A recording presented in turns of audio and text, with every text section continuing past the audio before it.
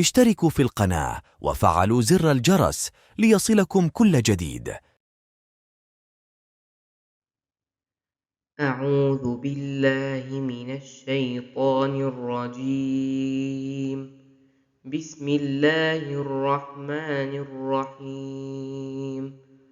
قل يا أيها الكافرون لا أعبد ما تعبدون ولا أنتم عابدون ما أعبد ولا أنا عابد ما عبدتم ولا أنتم عابدون ما أعبد لكم دينكم ولي دين.